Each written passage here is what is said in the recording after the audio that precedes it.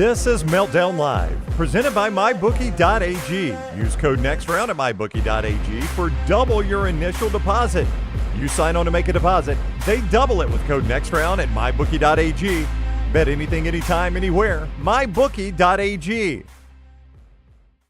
Welcome into the Meltdown. We are here live with you on this Tuesday, the 15th day of July of 2025. I am Tim Melton. We are broadcasting here in the Culver studio in Birmingham, Alabama, and we're thrilled to welcome you in for another edition of the show. Once again, a very strange week here on the program. We'll explain more in just a little bit, but let me bring in my counterpart here on the Meltdown. You see his face all the time out of the theater, and now he's right here in studio. That is Tyler Lionel Johns. Tyler, how you holding up on this weird week?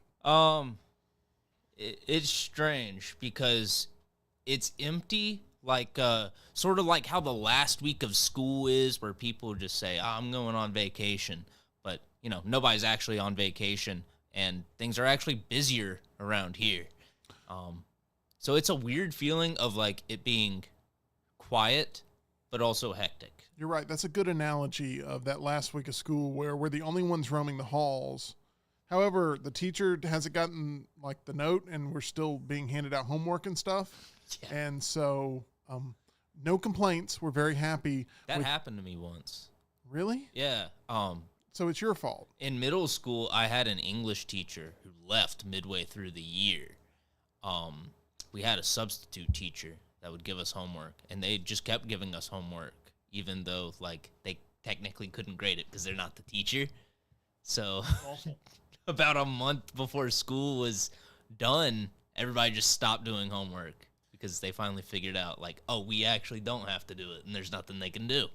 Well, that is something that I hope is not a trend that continues, and I hope that person has been thrown out of the teaching profession.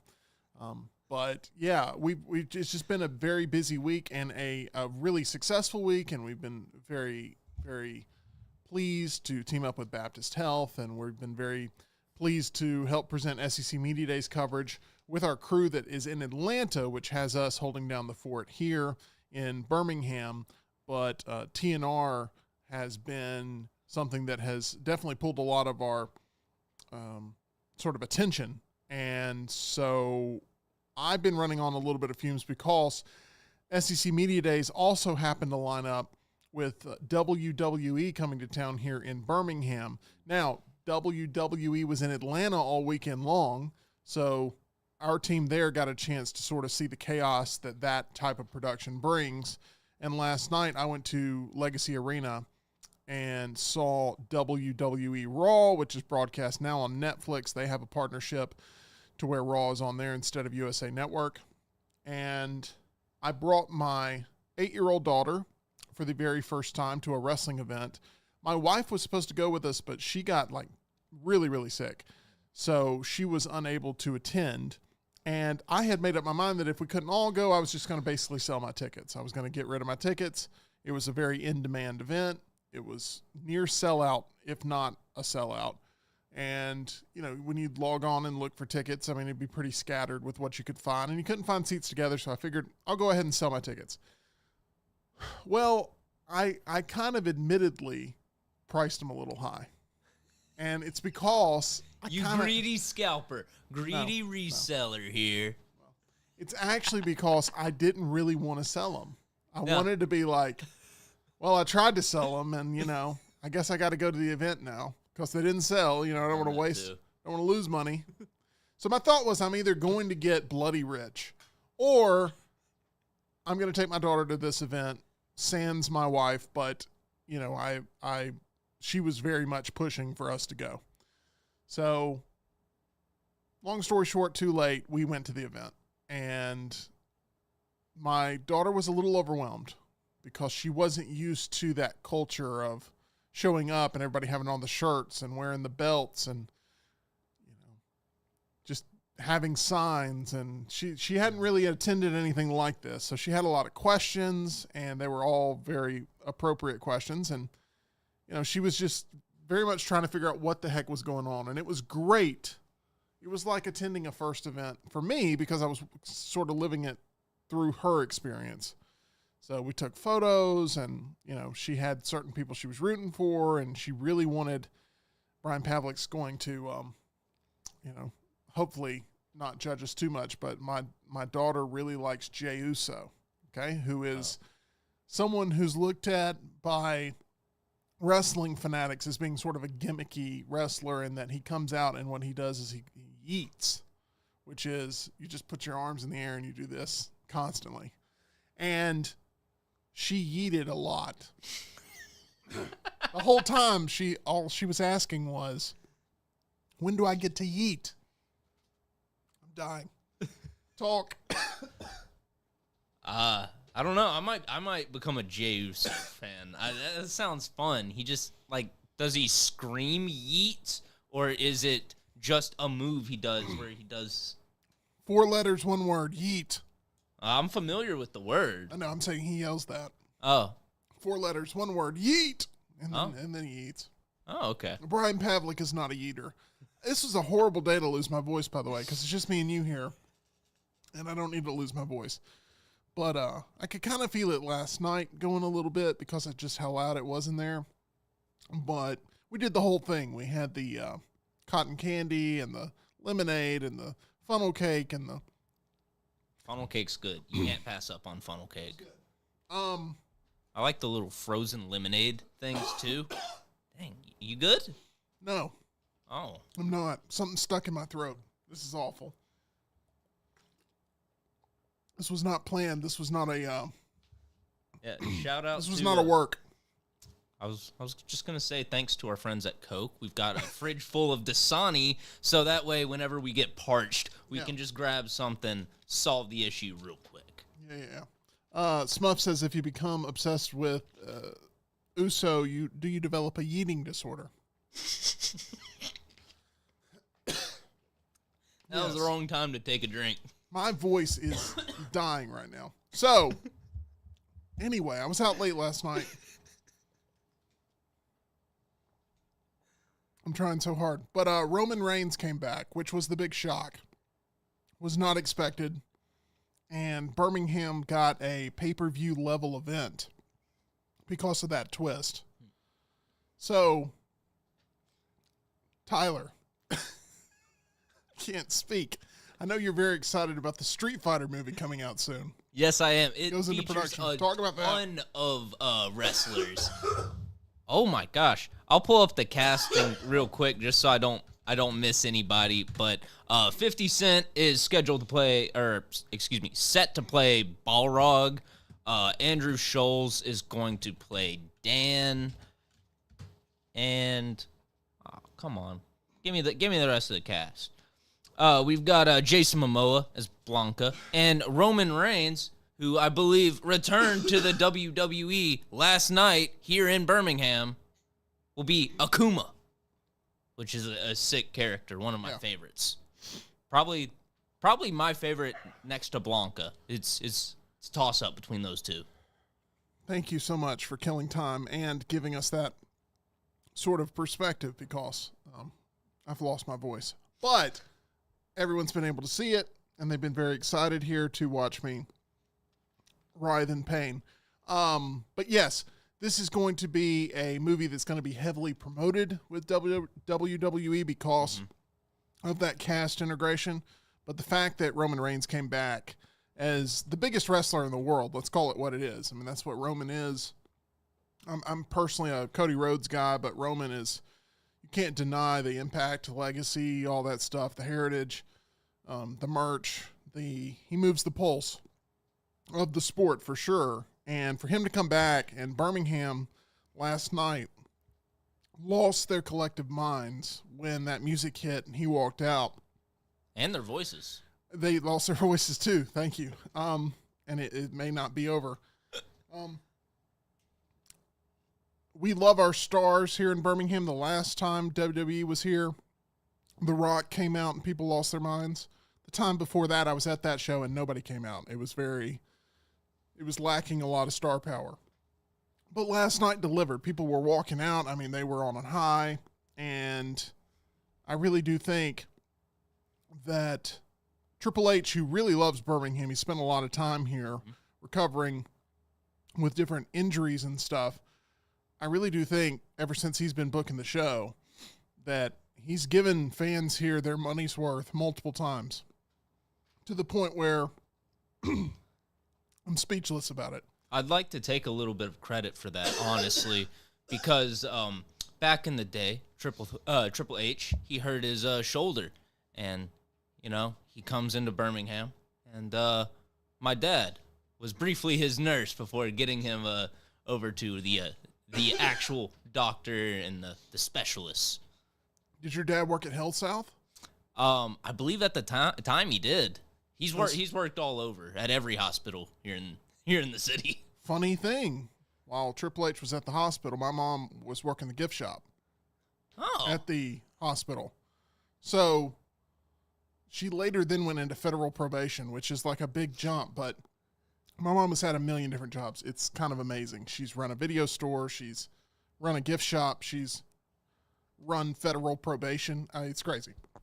But anyway, so there's a chance that your dad and my mom either passed each other in the hall and said like, hey, you know, or something, while Triple H is limping down the hall, and here we are talking about it this many years later. It's kind of a strange thing. There's potential, as EG would say. There is. I don't know if we can develop a time machine and go back and find that moment, but you ask him if he ever purchased anything from the gift shop. Let me know. All right. But yeah, this is a moment where they're building up to SummerSlam. They used Birmingham as the canvas for that. And it worked out to where I got my money's worth as a ticket buyer. But I promise you there are people that regret now having not bought my insanely priced tickets, because even at the price I was setting them, which was relatively fair, people would have really had a great time. It was a great time, and I was really excited about that, and my daughter had a wonderful time, which is what really made it all worth it. So that's really, really good. Wrestling right now is trending in the right spot towards a 2-night SummerSlam. We have never had a 2-night SummerSlam, and I'm very excited about that. Hopefully we can have Pavlik back on the program before SummerSlam to really sort of help lay out exactly how much is on the line going into MetLife Stadium. So there we go. A little wrestling recap. I was in attendance last night, along with a lot of other individuals that were very, very happy about what it is they saw. We're going to do a little thing here because I can't talk that reminds you about a place you should go if you can't talk. And that is the team over on Grants Mill Road, the team of Alabama Dental Associates. They're going to take care of your mouth. They're going to make sure that it's in good working order. It's Dr. Jeff, Dr. Brian, and Dr. Nolan over at Alabama Dental Associates, providing you all sorts of services when it comes to staying on top of your dental health, whether you have a major piece of work that needs to be done or you need to get on top of those regular cleanings. They're there for you at Alabama Dental Associates. Reach out and try Alabama Dental for yourself, as they're accepting new patients now and can help you feel at ease about all of your upcoming dental procedures. For more information or to make an appointment, call them 205-956-8977 or visit alabamadental.com, where they look forward to seeing you. As I continue to struggle, our numbers here on the live stream continue to go up. I thought I was getting ready to tag in on that live read there. I appreciate it very much.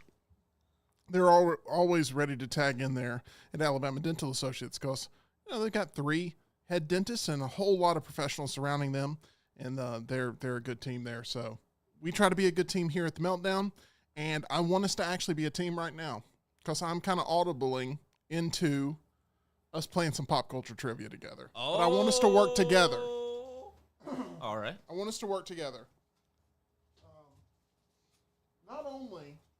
Not only was this a horrible purchase buying these cards, but the bag is now broken. Ew. I don't know how that happened, but I guess it just slid open from the texture of the cards, and there we are. So, here's what we're going to do. I'd actually really like to work along with the chat, too. Oh. But I'm asking the chat to take an oath of not cheating, not Googling, not AIing, not searching, and try to go off your own wealth of knowledge because some of these questions are absurd. And I want to see if anybody can actually get them. And we're going to see if we can tackle a whole card without getting any wrong answers. All right. Has not happened so far. But with our pop culture mindset, I feel like it should happen. Brian and Ryan Adams tripped us up last time. That is correct. But we have some pop culture savvy individuals. I'm seeing John Saber in there. I'm hearing he's taking. Saber's going after you today. He is. Nothing new there. Nothing new. Saber, he whenever the king is down, he gets kicked right across the jugular. We have Hunter Bussey there. We've got Smuff. We had Brian Pavlik for a hot minute, who I feel like would have been probably the big leader in this. But here we go. I am going to ask the first question. In what movie does Julia Roberts play the love-struck housemaid to Dr. Henry Jekyll, a.k.a. Mr. Hyde?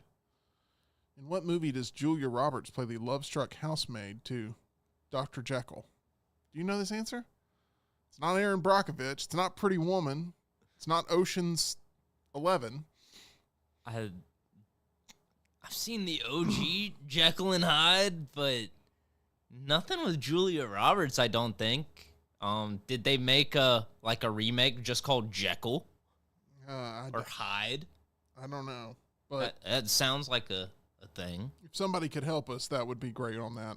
But once again, we're asking for you not to cheat. What is the moops? Ush, if he were here, he would understand it. It's a Seinfeld reference. Oh, okay. George is playing Trivial Pursuit with a bubble boy. He lives in a plastic bubble, and the answer to a question was the Moors, but the card was a misprint. And George is like, nope, you didn't say the moops. It's the moops.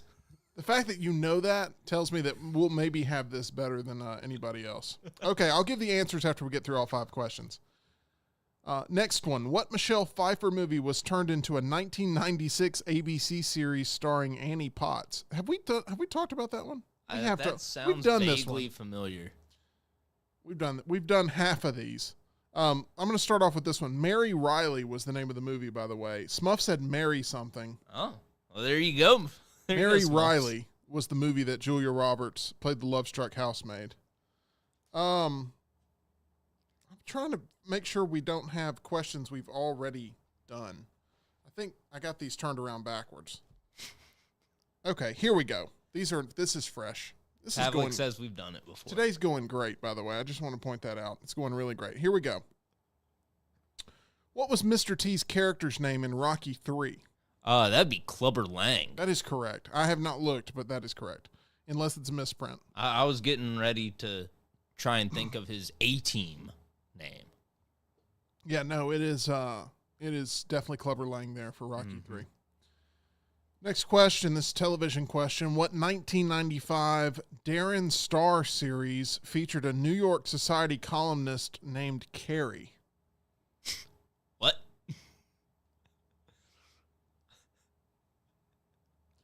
Would that be Sex and the City? Oh, yeah, I guess. Sure. What 1995 Darren Star series featured a New York Society columnist named Carrie? Carrie Bradshaw? Wouldn't that be Sex and the City? I think so. I would think. That's my guess. Yeah, Smuff. B.A. Baracus was the name I was getting ready to say because I feel like that one's a harder one to get than Clubber Lang. Yeah. Next up, music. I think we're 2 for 2 right now. I think we are. Music. Who appeared on the cover of a 1981 Rolling Stone issue with the headline, "He's hot, he's sexy, and he's dead"? Dang.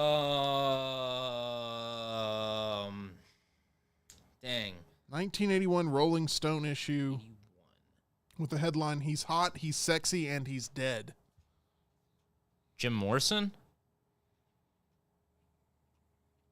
Well, no. He can't be literally dead. It has to be like, there's some sort of pun of like. I don't think it is. I think this is like a horribly like insensitive cover. I don't think so. Okay. I may be wrong. We may turn it over and that may be right. But Hunter says it's him. No. Sorry, buddy. We need real answers in No, the chat. 1981. Smuff says, I think it's Jim Morrison. That's a good pull. Okay, well, that's what we'll go with for our official answer. Let's see if we can make this work. All right, next up, what popular computer game introduced in 1991 ends when colonists reach the Alpha Centauri star system? Alpha Centauri. That sounds so familiar. 1991. Popular computer game introduced in 1991 ends when colonists reach the Alpha Centauri star system. Would it be like, I don't know, StarCraft would be right? 1990. Trying to take myself back to 1991. I was 2. So, I know these cards are they obviously come from the past, but Alpha Centauri and Anything? colonists. I mean, StarCraft's the only thing I can think of, but I don't think that's right. it wouldn't be something like Civilization or something like that. would No, it? no. Civilization is all like real world battles. See, Hunter, I was thinking Mass Effect at first too, but it's not that old. No. See, this is 91. it's going to be impossible to get through all 5 questions, and it's actually 6 questions, so it's going to make it even tougher. Let's go with this. What musician does Drew Barrymore credit with helping her quit drugs? I'm sorry, which what? What musician does Drew Barrymore credit with helping her quit drugs? I'm going to say Kurt Cobain, right? Wouldn't that be your guess? Sure. Okay. I mean, I don't know if the two knew each other or if Drew Barrymore was influenced by Kurt Cobain at any point. That's just my guess. Yeah, I'm that'd probably be a wrong. good reason. Last but not least, what is Buzz Lightyear's catchphrase? To infinity and beyond. Okay, do you think we got a perfect 6 out of 6 here? No. Let's check anyway. Smuff says, I bet it was Civilization. That makes sense to me as a good guess. I'm going to guess Civilization. So just so we have a Okay. chance. Okay, here we go. Mr. T's character, Clubber Lang. Mhm. Oh, we've already missed. Oh, really? The Darren Star series featuring a New York Society columnist named Carrie, which I would have bet was Sex and the City. Central Park West. I've never heard of that. He's hot, he's sexy, and he's dead. Jim Morrison. Congratulations. What popular computer game introduced in 1991 ends when colonists reach the Alpha Centauri star system? Civilization. Oh, dang. So we both pulled one. Way to go, Smuff, and you, Tim. I agree. Smuff gave everyone the confidence that my answer was right, but yeah, I agree, Smuff. I congratulated you both in the same sentence. But not in the correct order. What musician does Drew Barrymore credit with helping her quit drugs? David Crosby. And then I would not we got guess To that. Infinity and Beyond. So we missed 2 of them. All right. That's not bad. That's not bad. That's not bad for these goofy questions. Yeah. Do you want to try another card? Let's try another card. Here we go. What World War II battlefield is the location of the Thin Red Line? The Thin Red Line. I have not seen the movie The Thin Red Line, so we would just need a World War II battlefield location.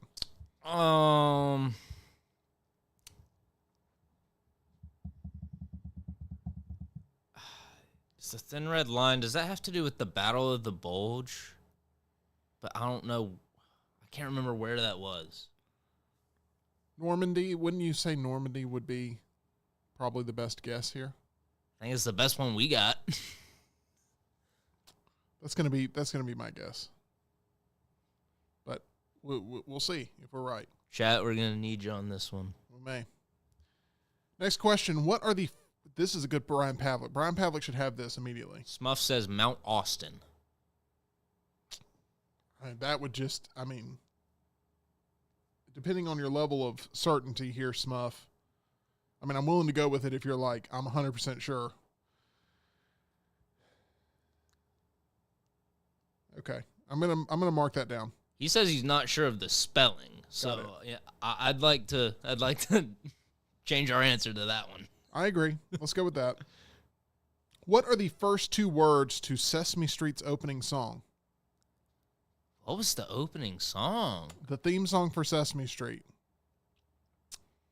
You know, for some reason I have Reading Rainbow's song playing in my head right now, which does not help us. I could only think of the Elmo's World stuff. And now I have the Three's Company song stuck in my head. That is not even close to Sesame Street. Come and knock on my door. Come and knock on our door. We'll be Pavlik waiting says for sunny you. days. Sunny days. Yeah, that is right. Sure. I knew Pavlik would get that immediately. And Hunter Bussey coming in for cleanup. Sunny days. We're going to go with that. Music. At what California university did Jim Morrison meet Ray Manzarek? Ooh. UCLA? I can't remember if he was a UCLA student or a USC student. Or if he was a Berkeley student. He could have been a Cal Berkeley student. I'm going to go with Cal Berkeley. Cal Berkeley is what you're going Yeah, with? UC Berkeley. Oh, man. I got Really just taking a shot at any Yeah. California university there. Yeah. Okay. Next question. What NBA player threw a man through a plate glass window during a bar brawl in 1997? I think it's Charles Barkley. Oh, let's go. I think it's Charles Barkley. I feel I could see it. like it's Charles Barkley. What name is tattooed on Angelina Jolie's arm? Is it Billy Bob Thornton's? Well, I have a feeling it's not there anymore, but I think it is Billy Bob Thornton's, not his arm, but his name. You got Yeah. She got his arm tattooed on her Just arm. a replacement, yeah. Last question. What kind of suit did actor Don McLeod don for his American Tourister ads? Man. Name a type of suit. Versace? I don't know. American Tourister? Yeah. What kind of suit did actor Don McLeod don for his American Tourister ads? Maybe it was like a fire suit or something. Maybe it's trying to trick us, and it's like we're trying to pick a brand of suit, but it's really like A lawsuit. okay. We're not getting all of these. We're not getting all Spades. of these.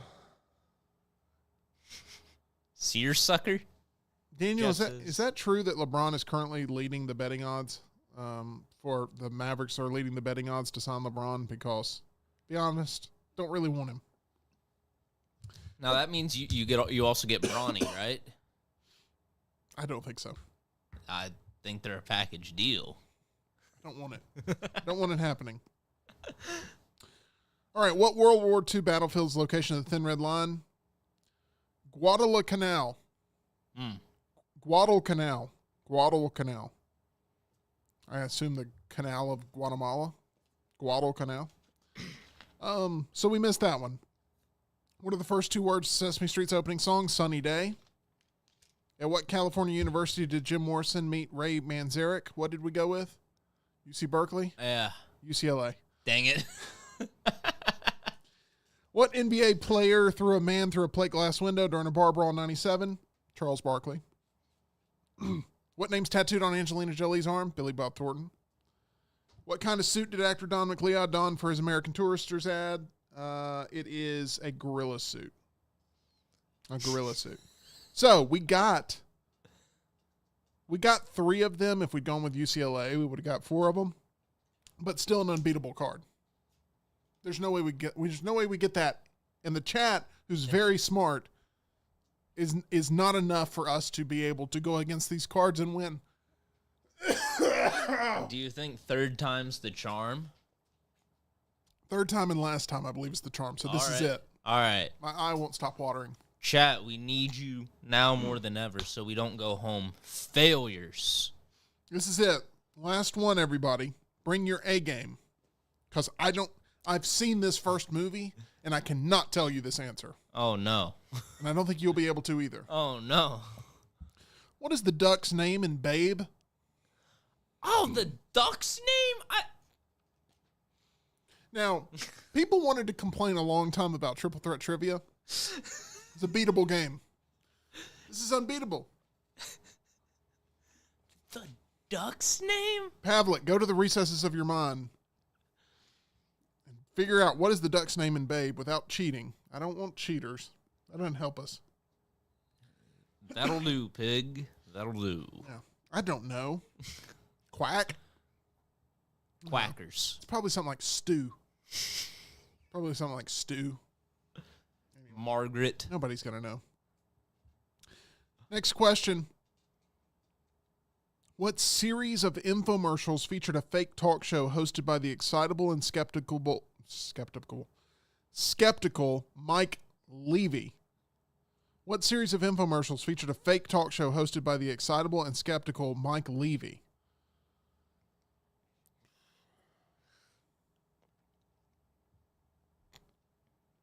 I'm trying to think of a product that, like, people were blown away by.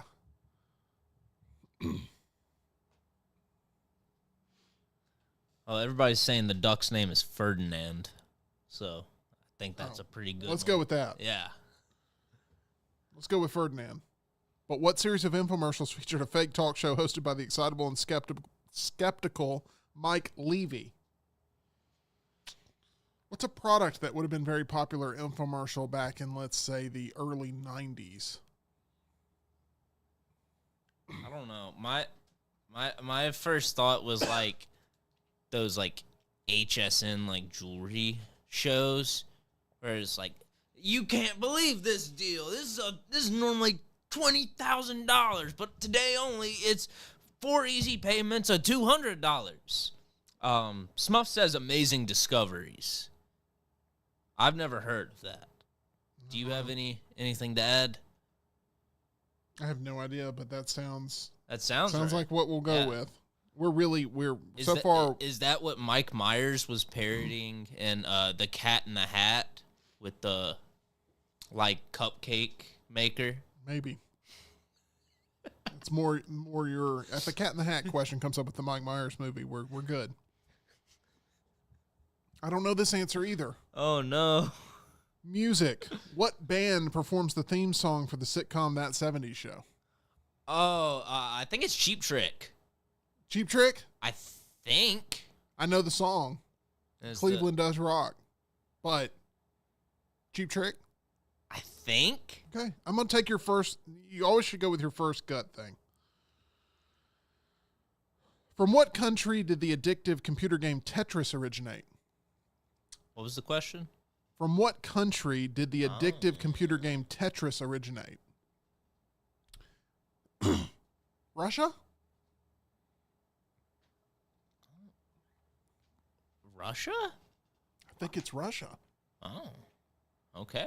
Have you never heard? Is it Russia? You wouldn't. I don't know. I was going to assume Japan. Definitely not Japan. Everybody in the chat's saying Russia, too. Okay. I think it's Russia. Okay. All right. Good. Good. I think we got that one. I mean, there's a chance we're 1, 2, 3, 4. There's a chance we're 4 for 4 right now. Let's move on to number 5. What famous comedian did fashion designer Shoshana Lonstein date?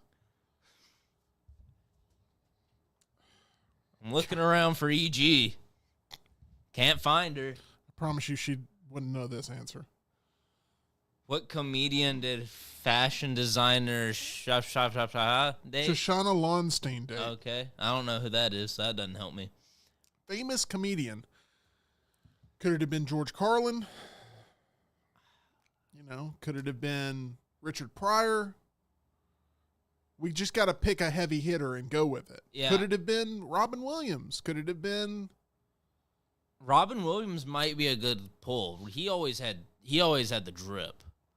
I would think it would have to be a heavy hitter that was like well accepted by the mainstream to the point where they're getting into like high society there. Smuff says Seinfeld. So Ush just texted the private line and said Jerry Seinfeld. Okay. Well, I feel very confident in Seinfeld then. That's what we'll go with. Could this be our first 6 for 6? Possibly. We'll see. Last question. Who is the supposed author of the kids' book collection, A Series of Unfortunate Events? Oh, Lemony Snicket. There we go. Okay. Let's see if we won.